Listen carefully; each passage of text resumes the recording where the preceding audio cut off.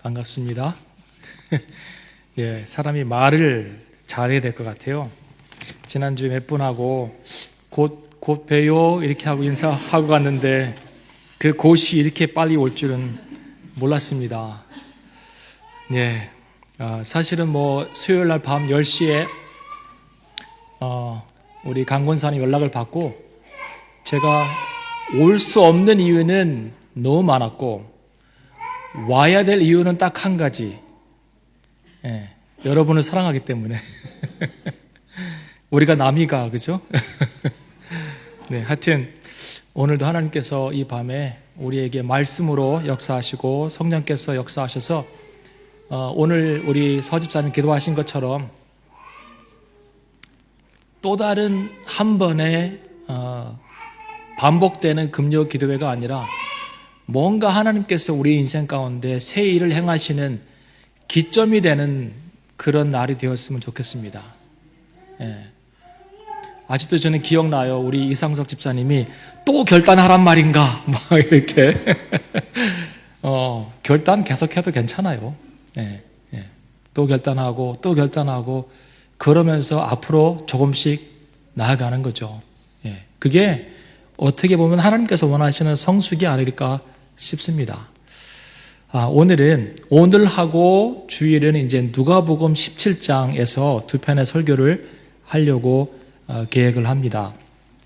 오늘은 누가복음 17장 11절에서 19절 말씀을 같이 보도록 하겠습니다.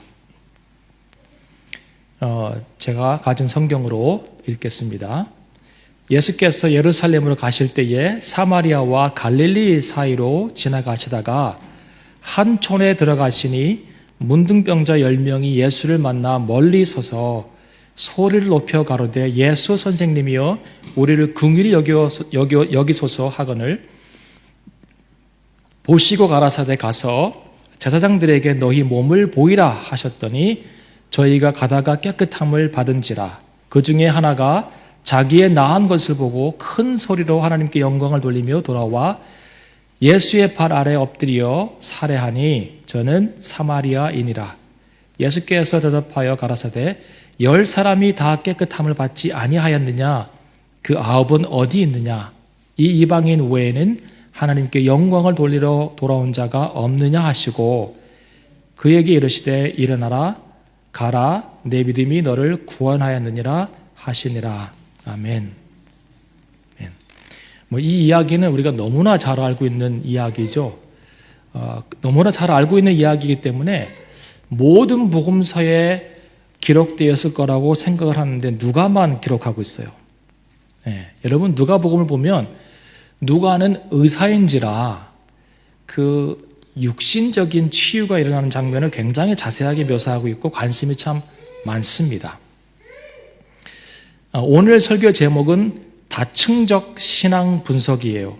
또 이렇게 어려운 말을 쓰나 어려운 말 아니고요. 이제 설교 다 들으면 그 말이 그 말이구나 이해할 수 있을 것입니다. 여러분 여러분 인생이 단조롭고 단순하고 단층적입니까? 아니면 복잡하고 다층적이라고 생각하십니까? 후자죠, 그죠? 예. 굉장히 복잡하고 다층적입니다. 그래서 우리 인생을 바라볼 때 단층적이고 단순한 각도로 바라보면 그 인생에서 일어나고 있는 많은 일들을 이해하기가 쉽지 않습니다. 신앙도 마찬가지입니다. 우리 인생이 복합적이고 복잡하고 다층적인 것처럼 신앙도 굉장히 다층적입니다. 그리고 복합적입니다. 그래서 우리의 신앙을 바라보는 눈도 다층적이어야 합니다. 왜 다층적으로 우리의 신앙을, 삶을 바라보는 게 중요할까요? 다층적으로 바라보지 못하고 단순하게 바라보면 하나의 좋은 일이 일어났을 때 굉장히 기뻐하고 하나의 작은 안 좋은 일이 일어났을 때 굉장히 슬퍼하고 화가 납니다. 마치 요나가 갑자기 박넝쿨이 생겨가지고 굉장히 좋아하고 막 했다가 그게 또 막 다 죽으니까 막 승질냈다가 막 이런 것처럼 단층적으로 바라보는 신앙은 그럴 수 있다는 거예요. 근데 요셉이 훌륭한 이유가 뭐냐면 요셉은 자기의 삶과 신앙을 다층적으로 바라봅니다. 보세요. 꿈을 꾼 이후에 그의 삶이 계속해서 안 좋아지는 인생을 살잖아요. 네. 안 좋아도 그렇게 안 좋을 수 없어요. 형들에게 죽임을 당할 뻔하다가 애굽으로 종으로 팔려가고 거기에서 잘 하다가 또 누명을 써가지고 감옥에 가고 이런 일들이 반복이 됩니다. 네. 우리 인간적인 눈으로 바라보면 굉장히 안 되는 인생, 떨어지는 인생, 뭔가 네. 이렇게 화가 나는 그런 어떤 일들이 많이 벌어지지만 하나님의 눈으로 바라보면 지금 하나님의 뜻이 이루어져 가고 있는 과정이라고 하는 것을 볼 수 있습니다. 지금 어디로 가까이 가고 있는 거예요? 그 인생이? 가나안 땅에 있다가 애굽으로, 애굽에서 왕궁으로, 왕궁에서 바로에게로. 바로를 만나야 바로가 그를 세워줄 거 아니에요. 네. 하나님께서 지금 그를 바로 가까이로 끌고 가고 있는 인생이에요. 그 과정 가운데 종으로 팔릴 수도 있고 감옥에 갈 수도 있어요. 네. 이것을 바라보고 이해했던 요셉이 형들 만났을 때 와우, 이제 원수를 갚을 수 있는 날이 왔구나 라고 했나요? 그렇지 않고 형들 두려워하지 마세요. 하나님께서 나를 먼저 사람들의 생명을 살리기 위해서 애굽으로 보냈습니다 라고 얘기하잖아요. 누가요? 형들이 아니라 하나님께서. 우리의 삶 가운데 일어나고 있는 많은 일들이 하나님께서 우리에게 허락하시는 일들이라고 볼 수 있는 아주 귀중한 단서입니다. 신앙은 복합적이고 인생도 다층적입니다. 그래서 다층적으로 우리의 인생과 신앙을 바라볼 필요가 있습니다.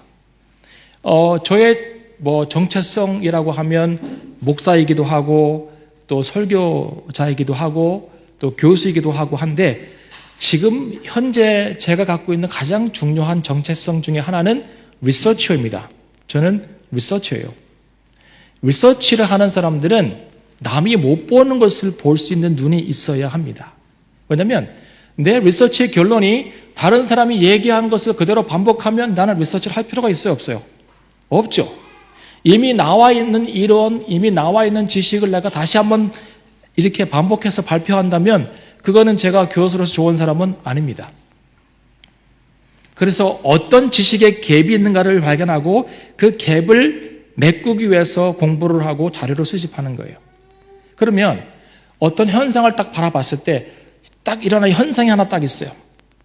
그런데 이 현상이 일어났을 때 그 현상이 이만큼이라면 제가 이만큼의 현상을 다 이해할 수 있을까요? 있을까요? 없죠. 없죠. 제가 바라보고 이해하는 만큼만 경험적으로 이해할 거라고. 그래서 사건은 이만큼이지만 제가 이해하고 있는 경험적 지식은 요만큼이에요. 그런데 사건이 요만큼 있을 때 이 사건을 일으키는 우리가 볼 수 없는 보이지 않는 스트럭처와 메커니즘이 있습니다. 그거를 리얼리티라고 그래요. 그러니까 리얼이라고 하는 도메인이 있어요. 리얼은 이만큼이에요. 이게 사실의 전부예요. 리얼. 그 다음에 그 사건이 일어나게 되는 이벤트가 있는데 그 이벤트는 요만큼 액추얼.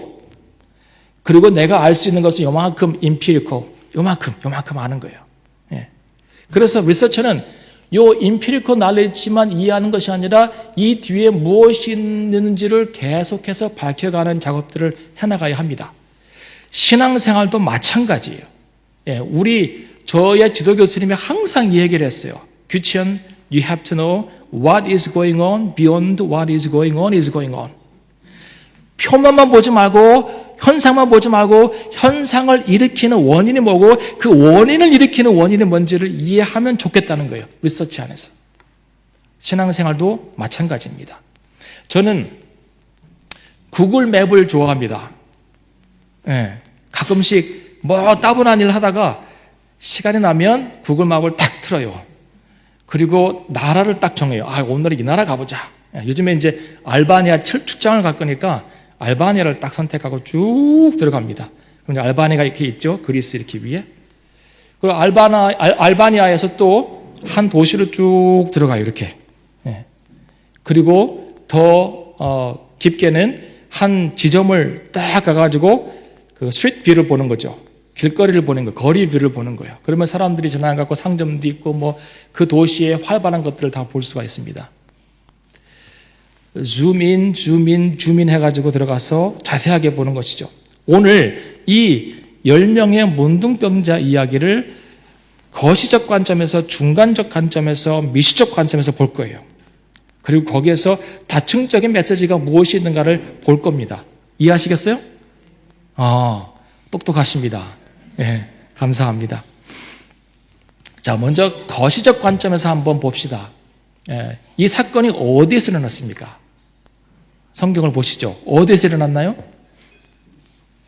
예수께서 예루살렘으로 가실 때에 사마리아와 갈릴리 사이로 지나가시다가 한 촌에 들어가서 어떤 한 촌에서 일어났는데 그 지리적 조건이 위치가 어디냐면 갈릴리와 사마리아 사이입니다. 자, 갈릴리가 어떤 곳입니까? 갈릴리. 성경을 전체를 보면 구약도 그렇고 신약도 그렇고 특별히 복음서를 보면 갈릴리에 대한 별칭이 하나 있어요. 그게 뭐냐면 이방의 갈릴리입니다. 이방의 갈릴리. 이사야 9장 또 마태복음 4장 이런 데 보면 갈릴리를 묘사할 때 이방의 갈릴리라고 하는 표현을 씁니다. 근데 저는 이 표현이 굉장히 부당하다고 생각을 합니다. 왜냐하면 가나안 땅을 정복할 때 12지파에게 땅을 나눠줬잖아요. 그리고 갈릴리 북쪽은 누구요? 납달리 지파. 갈릴리 남쪽은 스불론 지파. 여전히 이스라엘의 12지파가 그 지역을 살고 있는 겁니다. 그런데 어느 순간부터 갈릴리를 이방의 갈릴리라고 부릅니다. 그 지역 사람들을 경멸하고 차별하는 그런 발언이겠죠. 요한복음 1장에 보면 빌립이 막 달려와가지고 나다나엘에게 이렇게 얘기합니다. 야, 내가 메시아를 봤어. 갈릴리에서 오신 메시아를 봤어. 나사렛 메시아를 봤어. 그랬더니 나다나엘이 뭐라고 합니까? 아니, 나사렛에서 뭐 선한 게 나올 수 있어? 라고 얘기하죠. 그러니까 갈릴리, 나사렛, 베사다 이런 지역은 뭔가 선한 것이 나올 수 없는 그런 지역입니다. 요한복음 3장에 보면 니고데모라고 하는 사람이 있습니다. 이 니고데모가 아주 영적인 그 목마름으로 갈증으로 밤중에 예수님 찾아오잖아요. 그리고 영생에 관해서 대화를 합니다. 그리고는 그 대화 이후에 이분이 예수님 따르는 사람이 되었어요. 3번 나옵니다. 요한복음에 니고데모가. 그런데 7장에 보면 사내들인 앞에서 그가 예수님에서 얘기합니다. 나사렛 예수가 정말 선지자이고 그리고 메시아라고 하는 고백을 합니다. 그랬더니 이 사내들인 사람들이 유대인 그 종교 지도자들이 웃으면서 얘기합니다. 뭐? 선지자가 갈릴리에서 나왔다고? 그런 일은 있을 수가 없어. 예나 지금이나 그 당시에 갈릴리는 세컨드 클래스 같은 취급을 받았습니다. 같은 지역에 살았고 같은 신앙을 가졌지만 같은 핏줄이지만 그러나 세컨드 클래스 2등급에 해당되는 그런 사람들이라고 여겨짐을 받았습니다. 정치적으로, 종교적으로, 경제적으로, 문화적으로 예루살렘 사람들에게부터 소외당하고 차별받는 지역이 바로 갈릴리였어요. 그렇다면 사마리아는요? 사마리아는 갈릴리보다 더합니다. 역대하 11기하 17장에 보면 사마리아의 기원이 나옵니다. 사마리아는 어떤 지역이냐면 BC 722년에 아수르라고 하는 굉장히 강력한 나라가 와서 이 사마리아를 정복하고 그리고 사마리아 사람들을 데려가서 다른 곳으로 보내고 그리고 아수르 제국 안에 있는 다양한 사람들을 이 지역으로 데려와서 살게 합니다. 그래서 인종적으로는 피가 섞이고 종교적으로는 혼합주의가 되는 그런 지역이 바로 사마리아 지역이었습니다. 근데 그때부터 유대인들은 사마리아 사람들을 싫어하기 시작했어요. 왜냐하면 인종적으로도 섞였고 종교적으로는 혼합주의이고. 에스라 4장에 보면 이스라엘 백성들이 바벨론 포로로 끌려갔다가 돌아와서 이제 하나님의 전을 짓는 그런 이제 일들을 하는데 에스라 그 당시 학계 이런 선지자들이 같이 이 일을 했잖아요. 성전 짓는 일을. 근데 여러 가지로 어렵죠. 무슨 물적 자원이 많았겠어요? 인적 자원이 많았겠어요? 그러니까 굉장히 힘든 상황 가운데 있을 때 그것을 보고 사마리아 사람들이 내려와서 우리가 힘을 보태서 그 성전 짓는 일을 도와드리겠습니다라고 그 얘기를 합니다. 그런데 에스라는 그들을 우리의 대적들이 와서 우리에게 그런 얘기를 한다고 얘기를 합니다. 사마리아 사람들이 와서 선한 의도든 뭐 그렇지 않든 간에 성전을 짓는 일에 봉사하겠다고 했는데 너희는 우리의 대적이라 라고 하면서 그 일에 끼워주지 않습니다. 요한복음 4장에 보면 예수님이 사마리아 여인을 만나잖아요. 야곱의 우물가에서 이 여인을 만납니다. 근데 이 여인의 태도가 처음에는 굉장히 퉁명스럽잖아요. 아니, 당신은 유대인 남자인데 어찌 사마리아 여인 나한테 물을 달라고 합니까? 굉장히 퉁명스럽게 얘기하잖아요. 근데 이것이 그 당시의 정서였습니다. 그러니까 사마리아는 단순히 사회적으로 문화적으로 소외된 정도가 아니라 혐오받고 경멸당하고 차별받는 그런 사람들이었습니다. 그러니까 유대인들이 그들을 향하여서 개 같다고 얘기할 정도로 완전히 차별받고 경멸받고 혐오받는 그런 사람들이었습니다. 그러니까 소외되고 차별받던 갈릴리 그리고 사마리아 사람 경멸받고 차별받고 혐오받던 그런 사마리아 이 소외와 경멸과 차별이 겹쳐서 만나는 이 교차 지점에서 온 이 사건이 일어난 거예요. 갈릴리와 사마리아 사이의 한 촌에서. 굉장히 중요한 의미입니다. 성경을 읽다 보면 이 저자가 이 메시지를 통해서 우리에게 무엇을 얘기하고 있는가를 상징적인 의미로 좀 이해할 필요가 있습니다. 굳이 그 이야기를 할 필요가 없거든요. 근데 본문 처음에 시작할 때 예수께서 예루살렘을 가실 때에 하고 얘기하면 되는데 굳이 사마리아와 갈릴리 사이로 지나가시다가 한 촌에 이 얘기를 합니다. 소외와 차별이 만나는 그 교차점에서 발생한 이 사건. 그러니까 이 사건, 이 치유 사건은 당시 사람들의 시각으로 바라보면, 인간적으로 바라보면 하나님의 역사가 일어날 수 있는 가능성이 1도 없는 곳에서 일어난 거예요.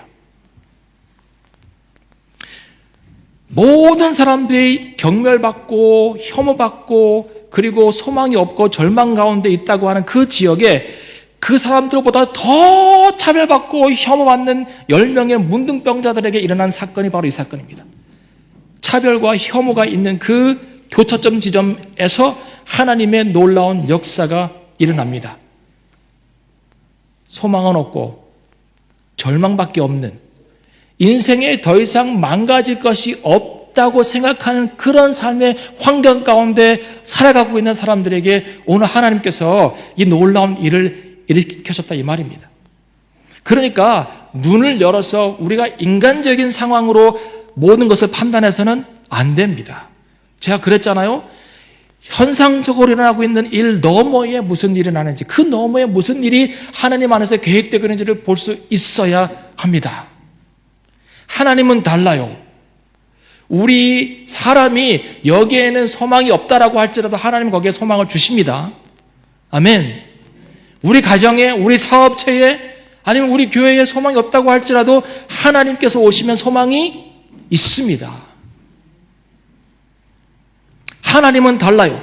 하나님은 소외되고 차별받는 사람들에 대해서 다른 태도를 가지십니다. 자, 만약에 제 짧은 지식으로 내가 하나님이라면 내 아들 예수 그리스도를 나는 저 갈릴리 지역에 있는 나사롯의 이름 없는 그 마리아라고 하는 여자에게서 나게 하게는 안 할 것 같아요. 내가 하나님이라면 헛된 상상을 해본 거예요. 그래도 동정녀에게서 태어난다고 한다면 예루살렘에서 종교와 문화와 정치와 모든 것이 중심지니까 거기에서 가장 명망 있고 가장 존중받고 모든 사람들이 종교적으로 깨끗하다고 하는 그 명망 있는 가문의 한 딸을 선택해서 아마 나는 우리 아들을 보낼 것 같아. 근데 하나님 그렇지 않아요. 필요 없다는 거예요. 종교적으로 뭐 센터고 뭐 다 필요 없다는 거예요. 하나님이 선택한 사람은 마리아인데 저 갈릴리 지역에 소외받고 차별받는 지역에 있는 나사렛, 선한 것이 나올 수 없다고 하는 그 지역의 한 작은 소녀를 선택해서 하나님의 구속 역사를 시작하십니다. 이것이 하나님이에요. 하나님. 그러니까 우리가 화려한 거, 좋은 거, 높은 거, 많은 거 따라갈 이유가 있습니까? 없습니까? 없어요. 사실은 우리가 정말 기독교인이라면 남들 잘하고 있는 곳에 가면 안 돼. 잘 안 되고 소외되고 절망적이고 그래서 소망이 없다고 하는 사람들 사이에서 우리가 사역을 해야 거기에 하나님의 역사가 드러납니다. 선교지를 선택할 때 영어 잘하는 케냐, 필리핀 이런 데 가면 안 돼. 거기는 선교사들이 좀 넘쳐요. 가면 잉여 자원이에요. 정말 필요한 곳은 소외되고 사람들이 없고 여기에는 절망밖에 없다고 하는 그곳에 가야 하나님의 역사가 거기서 경험되는 거예요. 저는 아직도 한 번도 제 의지를 가지고 내가 목회하던 곳보다 큰 교회를 간 적은 없어요. 아직까지. 채신턴 올 때도 그랬어요. 채신턴에서 저기 셜리 갈 때도 그랬어요. 아니, 좋은 데 가면 좋잖아요. 사람들 많고 예배 막 이렇게 흥겹고 사례비 많이 주고 사택이라도 주고 그거 얼마나 좋겠어요. 근데 하나님의 역사는 그렇게 여기 소망이 없다고 하는 그곳에 일어나는 것을 저는 많이 봤습니다. 예수님이 예루살렘에 사역했습니까? 그렇지 않아요. 굳이 갈릴리에서 공생애를 시작하시고 거기서 시간을 다 보내십니다. 예루살렘은 3번밖에 안 와요. 공생애 기간 동안. 거기에서 갈릴리 출신, 다른 여자 빼고 갈릴리 출신들을 다 제자로 삼으십니다. 좀 똑똑하면 얼마나 좋겠어요. 하면 하고 이거 하면 이렇게 하고 그렇게 막 손발에 되어서 쫙 맞춰가지고 막 하면은 하나의 나라가 막 확장되지 않겠어요? 똑똑한 애들 데리고 하면은. 근데 그게 아니라는 거예요. 갈릴리 어부들, 고기 잡는 것밖에 모르고 겁 많고 배신할 수밖에 없는 그런 사람들을 예수님 선택해가지고 그 사람들을 통해서 복음 사역을 시작합니다.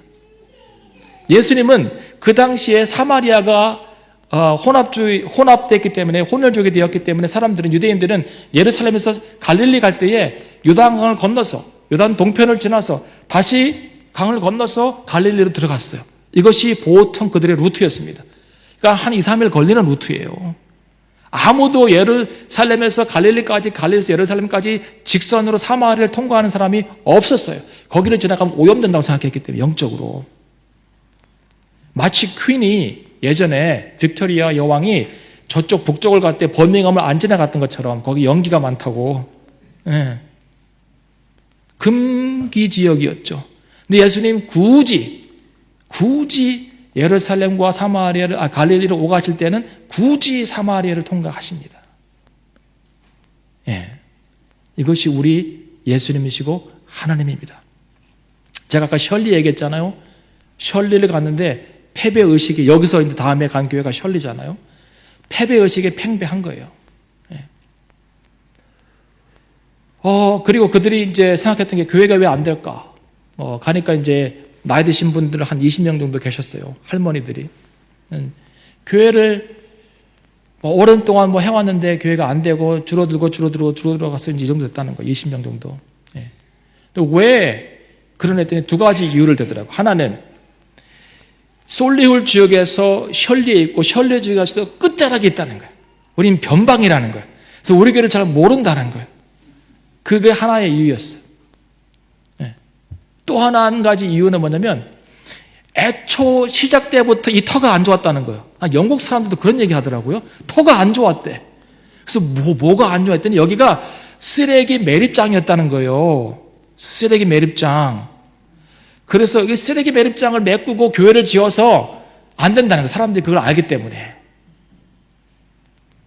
내가 그랬어요. 아니, 우리가 다 쓰레기 같은 사람이었는데 뭐가 문제냐고. 변방에 있는 게 문제가 돼요? 지리적인 불리함이 교회 목회에 문제가 됩니까? 그러면 하나님을 믿지 말아야 돼.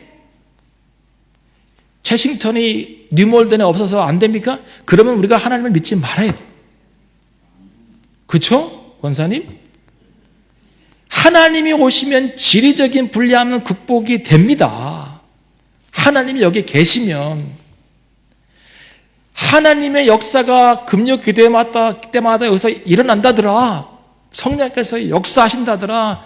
말씀이 살아있다더라. 그 교회들은 다르다.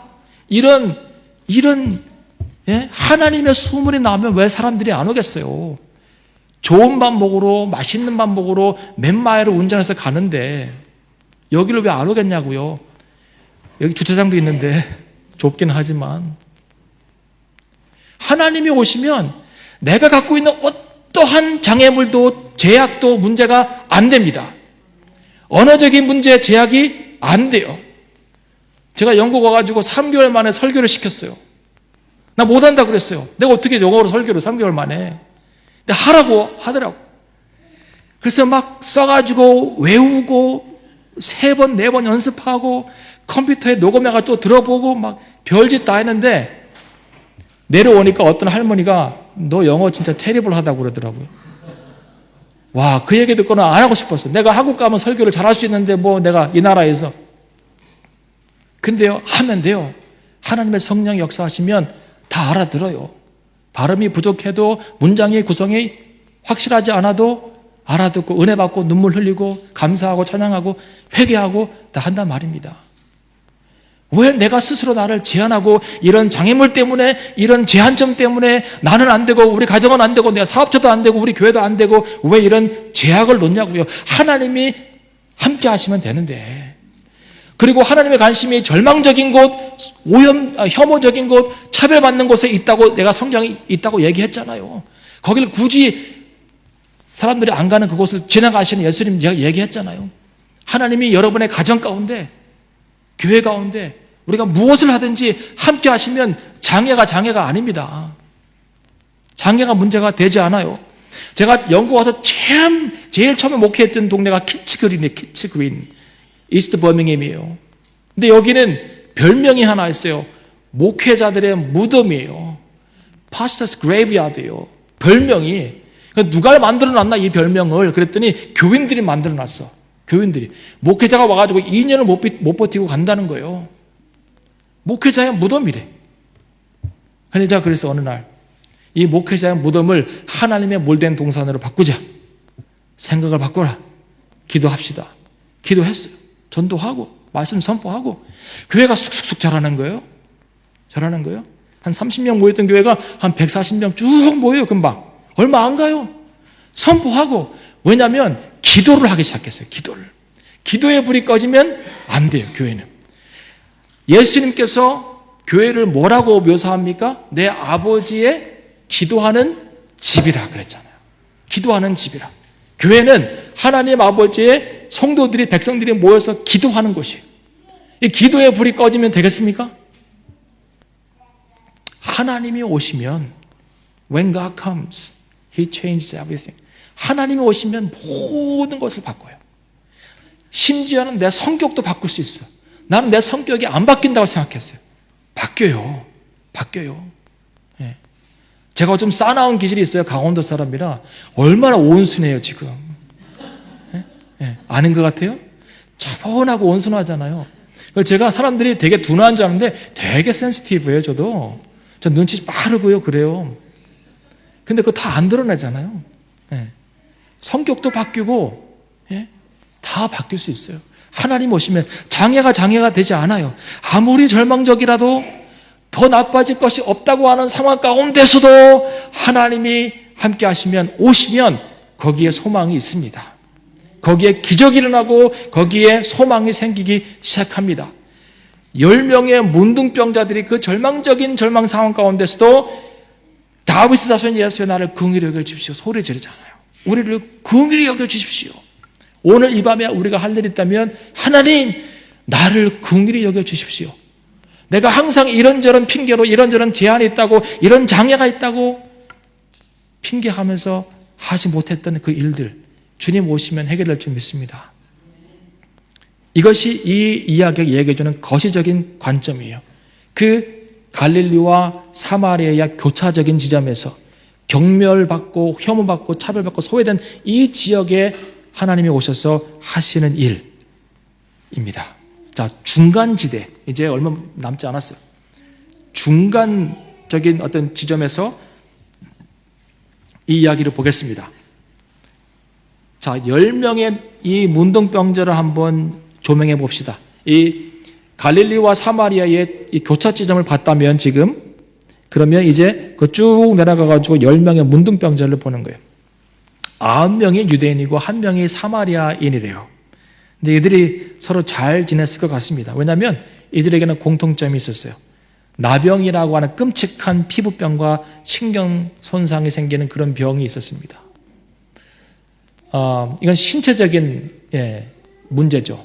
이 사람들은 이런 신경계가 손상되는 그런 질병이 있는 신체적인 문제가 있었습니다. 두 번째, 구약의 율법에 의하면 이런 문둥병자 환자들은 동네를 떠나서 지역을 떠나서 가족을 떠나서 다른 곳에 살아야 했고 그 지역 안으로 들어올 수 없었고 이 지역 안에 들어오면 어떻게 돼요? 돌을 던져서 이 사람들을 죽였습니다. 그러니까 가족과 사회로부터 격리되어 살아가는 굉장한 외로움이 있었겠죠. 얼마나 보고 싶었겠어요, 가족들이. 예? 근데 그렇게 격리되어 살아갑니다. 근데 더 큰 문제가 있습니다. 신체적으로 병이 들고 사회적으로 격리되고 감정적으로 외로움이 있었지만 그거보다 더 큰 문제가 있었어요. 이 문제는 정말 심각했을 것 같아요. 왜냐하면 그들이 믿었던 종교가, 그들이 함께 했던 종교가 이 사람들을 부정하다고 결정했고 이 부정한 사람들을 격리시켰습니다. 종교로부터 버림받은 거예요. 여러분, 가장 큰 상처가 내가 다니던 교회로부터 격리되는 거라고 사람들이 얘기합니다. 종교 시설로부터. 내가 신념을 가지고 믿음을 가지고 믿었던 그 종교 안에 사람들이 나를 거부하고 배척하고 따돌리고 나를 부정한 자라고 낙인 찍을 때 얼마나 마음이 아팠을까요? 평생을 봉사하고 헌신하고 했던 그 종교에서 나를 부정한 자라고 낙인 찍고 격리시키고 거절하고 받아들이지 않습니다. 그리고 더 큰 문제는, 정말 큰 문제는 이 문둥병은 당시에 하나님의 저주를 받았다고 하는 사람들입니다. 그 안에 죄책감이 얼마나 또 크겠어요. 그러니까 육체적인 문제, 감정적인 문제, 사회 종교적인 문제, 그리고 영적인 문제까지. 그래서 이 문둥병에서 치유된다고 하는 것은 단순히 육체적인 치유가 일어난 것만은 아니에요. 육체적인 치유뿐만 아니라 그걸 넘어서서 감정의 치유, 사회적인 회복, 그리고 영적인 치유까지 되는 거예요. 이것을 우리 신학적인 용어로는 holistic salvation이라고 그래요. 전인적인 구원, 전인적인 구원이에요. 여러분들은 전인적인 구원을 받은 사람들입니다. 단순히 영적으로 구원받은 것뿐만 아니라 여러분의 죄에서 뿐만 아니라 사회적으로, 감정적으로, 그리고 신체적으로 모든 부분 안에서 이 전인적인 하나님의 구원의 역사를 경험할 수 있어야 합니다. 그래야 해요. 그래서 이 네 가지 요소는, 구원의 네 가지 요소는 굉장히 중요합니다. 그런데 이 네 가지가 다 중요하지만 거기에 우선순위는 있습니다. 다 중요한데 우선순위는 뭐예요? 영적인 구원이죠. 영적인 구원. 자, 이들이 예수님을 향해서 큰 소리를 질렀습니다. 치료해 주십시오. 구원해 주십시오. 그래서 예수님께서 그들의 소리를 듣고 다가가셔서 치유한 것이 아니라 너희 몸을 가서 제사장에게 보이라고 그랬어요. 근데 이들이 걸어갑니다. 굉장히 큰 믿음이죠. 왜냐하면 아직 치유가 안 된 상태에서 마을로 들어가면 어떻게 된다고요? 돌로 맞아? 죽으니까요. 그런데 믿음 가지고 걸어갑니다. 근데 처음부터 뛰었을까요? 그렇진 않았을 것 같아요. 의심 반, 믿음 반 하면서 걸어가면서 이야기하고 나을까? 정말 이게 가능한 일일까? 이렇게 하다가 어느 순간에 한 사람이 됐다! 하니까 다들 보면서 나도 10명이 다 났다고 막 하는 거예요. 났어. 기적이 일어났다. 기적이 일어났어. 그리고는 9명은 정말 자기들이 할 수 있는 힘을 다해서 마을로 뛰어 들어갔어요. 제사장에게 몸을 보여서 낫다는 증거가 있고 거룩함을 받았다고 하는 증거가 있으면 가족으로, 사회로, 종교로 돌아갈 수 있으니까. 자, 이 9명의 관심이 뭐냐면 신체적인 구원, 그리고 감정의 회복, 사회적으로 회복되는 것, 그 다음에 뭐예요? 종교에서 다시 받아들여지는 것. 이것이 굉장히 큰 우선순위였어요. 근데 그 중에 한 명만 다시 예수님께로 돌아옵니다. 예. 그리고 예수님 앞에 무릎 꿇고 감사를 하죠. 그랬더니 그 모든 이야기를 들으시고 예수님께서 뭐라고 말씀하시냐면 일어나라, 가라, 내 믿음이 너를 구원하였다라고 얘기합니다. 여기서 구원의 히브리 단어는, 아니 그 그릭어는, 헬라어는 소조라고 한다는, 소조. 이 소조라고 하는 단어는 죄에서 구원받는 거예요. 죄에서. 자, 10명이 다 치료는 받았는데 9명은 육체적인 회복, 사회적인 회복, 종교적인 회복을 우선순위해서 달려간 거예요. 그쪽으로. 이 한 사람만 돌아와서 예수님 앞에서 감사했고 그것을 통하여서 그의 믿음으로 말미암아 영적인 구원까지 얻게 됩니다. 그리고 나머지 사회적인 거, 육체적인 거, 감정적인 거, 종교적인 거 다 회복되어 나중에 돌아와요. 우선순위가 중요합니다. 신앙생활 속에서는. 여러분의 삶을 잘 점검해 보셔야 해요. 예. 우리가 치유받은 것에, 구원받은 것에, 예수님 만난 것에 감사하고 살다가 어느 순간인가 나도 다른 것이 우선순위가 되어서 살아갈 때가 있습니다. 거기에 빠져가서 달려가는 거예요. 마치 9명이 치유되어서 감사함으로 막 달려가가지고 제사장에게 보이려고 했던 것처럼 사회적 측면, 경제적 측면, 아니면 개인적인 관계, 이런 것들이 우선시 되어서 이 영적인 구원이 등한시될 수 있다, 이 말입니다. 저를 비롯해서 오늘날 현대를 살아가고 있는 많은 그리스도인들 삶 가운데 이 우선순위가 무너져 있어요. 무너진 우선순위 회복해야 합니다. 많은 것이 다 중요한데, 가정 중요하죠, 사업 중요하죠, 공부 중요하죠, 다 중요해요. 그런데 다 중요한 것 가운데 더 중요한 우선순위 하나가 있는데 그것은 바로 하나님과 우리와의 관계예요. 심지어는 우리 학교 학생들이 다 목사고 신학대 교수고 그리고 선교 단체 리더들이고 하는데 성경을 안 읽는다는 통계가 나왔어. 기도도 잘 안 한다는 통계가 나왔어. 설문조사를 했는데 여러분, 이게 현실입니다. 이게. 예. 그 얘기 있잖아요. 그 얘기 뭐 아세요? 어느 한날 휴가가 일어났어. 이건 시나리오. 휴가가 일어났어요. 그래서 성도들이 막 예수 잘 믿던 사람들이 다 올라갔어요. 주님 만나러.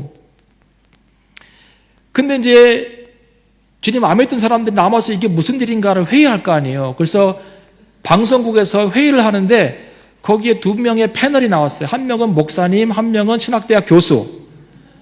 그래서 이 사회자가 물어보는 거예요. 목사님, 지난밤에 무슨 일이 일어났습니까? 제 생각에는 이게 휴가 같은데요? 그 신학대 교수가 맞습니다. 그 성경 어디 기록되어 있는데 예수님 오시면 다 들림받는다고 했는데 그게 어젯밤에 일어났나 보죠? 신학대 교수도 목사도 거기 못 갈 수 있어요. 우선순위가 망가지면 안 됩니다. 여러분, 우리의 신앙생활 속에서 무엇이 가장 중요합니까? 여러분, 우리 교회는 어떤 사역을 가장 중요하게 여깁니까?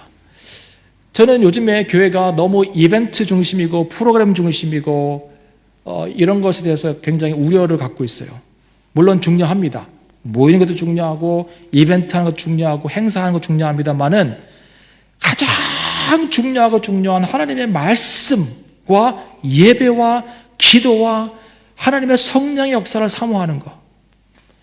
여러분, 제 팔이 여기 안 아프겠어요? 저는 제가 예배를 담당하는 사람이기 때문에 항상 이 앞에서 손을 두고 기도해요. 하나님 임재를 구하느라고. 이거는 제가 철칙이에요. 제가 예배를 인도하는 자리에 있으면 어느 곳에든 어느 교회든 저는 항상 그 앞에서 제사장의 역할을 합니다. 하나님 오시기를.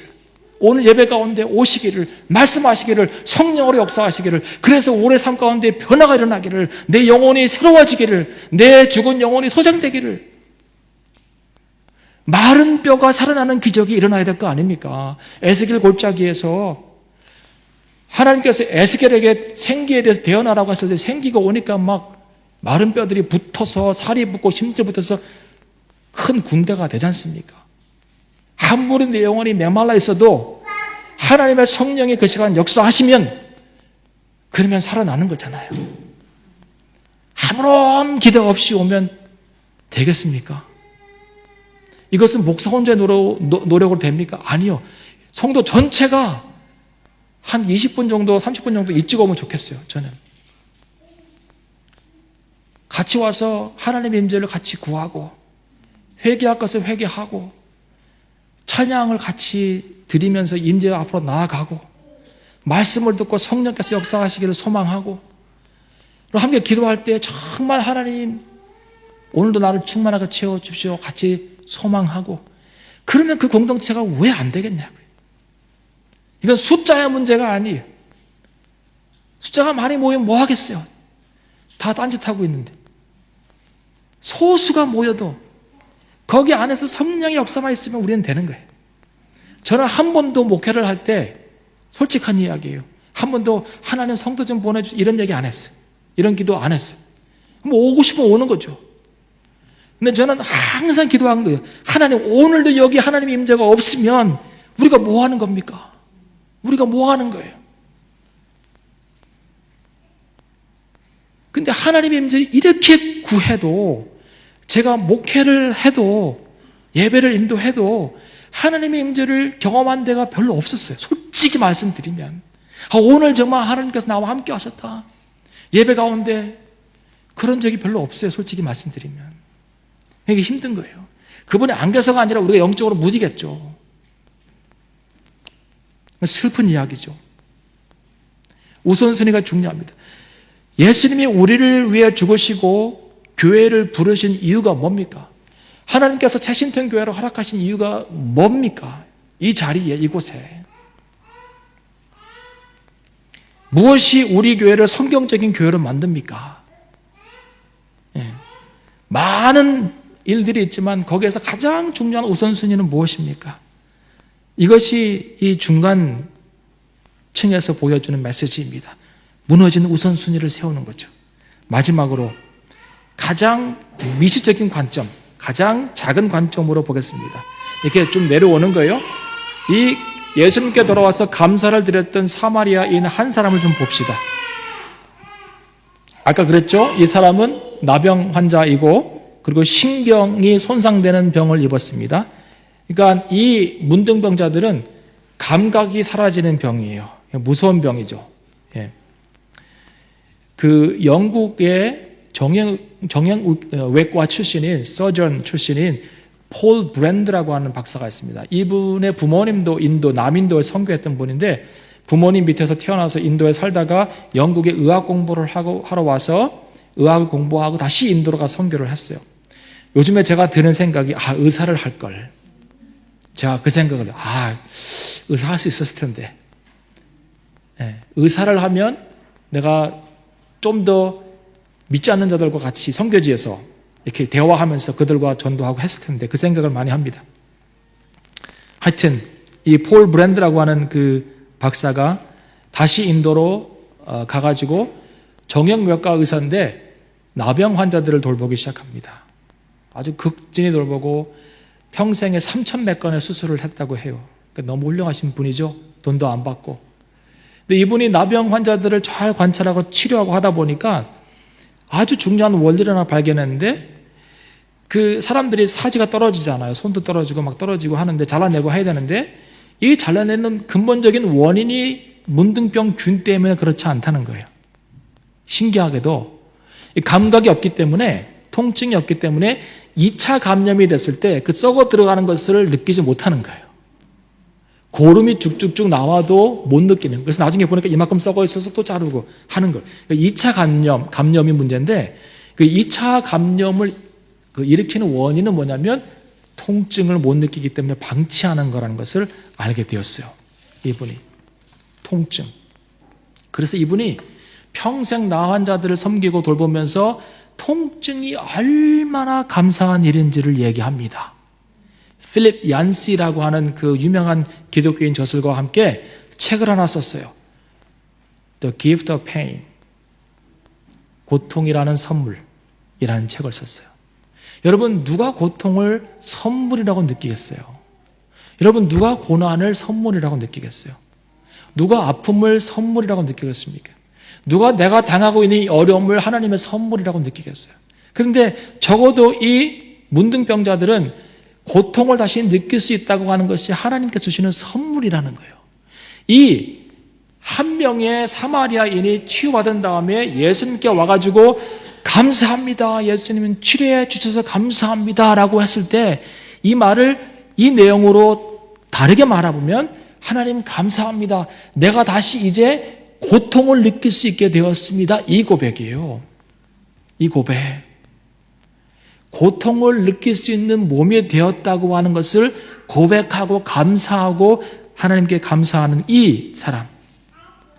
이 사람의 치유는 다시 통증을 느끼는 것입니다. 그는 자신의 고통에 그 신경을 회복시켜 주신 하나님을 찬양하기 위해서 돌아왔습니다. 여러분, 야고보서 1장 2절에 보면 형제들아 너희가 여러 가지 시험을 만나거든 고난을 만나거든 온전히 기쁘게 여기라. 고난 당한 것이 내게 유익이라. 이로 인하여 내가 주의 말씀을 배우게 되었나이다. 시편 119편 71절. 여러분, 여러분의 처한 상황 안에서 고통이 있든 아픔이 있든 고난이 있든 이것은 지금 하나님께서 우리에게 허락하실 수 있는 좋은 선물입니다. 선물. 어떤 종류이든지 간에 그 고통을 통해서 하나님께서 우리의 삶 속에서 우리가 역사하시는 것을 볼 수 있을 것입니다. 그것이 어떤 고통이든지 간에 내 육체의 고통이든 감정의 고통이든 사회적 관계 안에서의 고통이든 아니면 영적인 고통이든 하나님께서는 그 고통을 통해서 우리 가운데 오늘도 역사하기 원하십니다. 그래서 여러분의 아픔이 무엇이든지 이 저녁에 주님 앞에 하나님 이것 때문에 감사합니다. 감사합니다. 고백하면 좋겠어요. 그것을 내 어떤 약점, 내가 처하고 있는 어려움으로 보지 말고 오히려 그것을 통해서 하나님께서 하실 일들을 기대하며 감사하면 좋겠습니다. 이 10명의 문둥병자 이야기가 이렇게 복합적이고 다층적이에요. 그냥 지리적인 이야기, 또 10명의 어떤 문둥병자 이야기, 그리고 한 명의 사마리아 사람, 이 이야기 안에서 다양한 하나님의 메시지를 들을 수 있습니다. 자, 거시적 관점에서 절망적이고 소망이 끊어진 것 같은 곳에 하나님이 오시면 장애가 안 되고 문제가 되지 않는다. 그러므로 오늘 문둥병자들이 주님께 외쳤던 것처럼 우리도 외치며 기도합시다. 하나님, 오늘 내 삶 가운데 오십시오. 내 가정 가운데 오십시오. 우리 교회 가운데 오십시오. 그리고 내 삶의 자리에 오십시오. 기도하면 좋겠습니다. 두 번째, 중간적 관점에서 다시 무너진 삶의 우선순위를 세워갑시다. 솔직히 고백하고 주님, 내가 주님보다, 주님과의 관계보다, 주님과 친밀한 것보다 다른 것에 관심이 많았던 것을 회개합니다. 마지막으로 내가 오늘 어떠한 고통 가운데 있든지 나에게 아픔을 주는 것이 무엇이든지 간에 그것을 통하여서 감사하면 좋겠습니다.